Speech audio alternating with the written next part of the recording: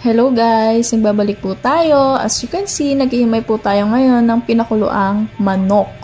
Dahil nag-request si Mr. ng chicken pastil at yun nga po ang lulutuin natin ngayon. So disclaimer lang guys, hindi po tayo professional at ito po ang pinakaayo kung gawin talaga ang pagluluto.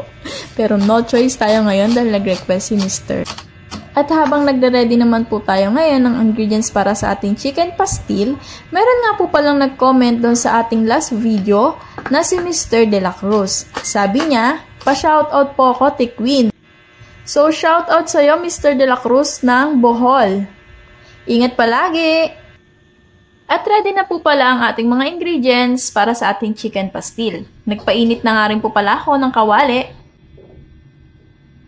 Naglagay po tayo ngayon ng mantika para sa ating paggigisa. Sunod naman po ay ang bawang at medyo papulahin lang po natin ng kaunti. At sinunod ko na nga po yung sibuyas at yung sili na ginayat natin. Yung sili nga po pala galing pa po sa aming bakuran. Ayan, sinunod na po natin yung hinimay nating manok.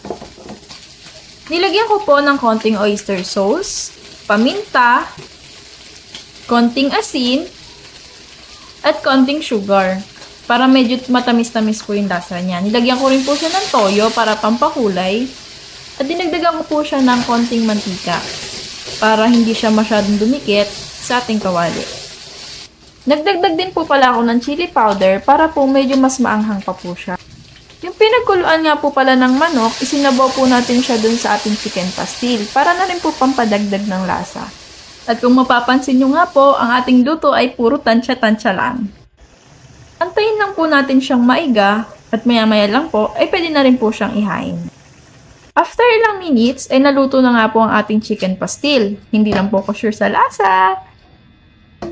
At dahil panggabi po si Mr. wala pa po siya, kaya antayin po natin siyang umuwi at ipapatikim natin sa kanya ang ating nilutong chicken pastil. So ayun lang guys, salamat sa panonood at wag po natin kalimutang mag-follow para updated po tayo sa ating i-upload na mga video. Ingat palagi!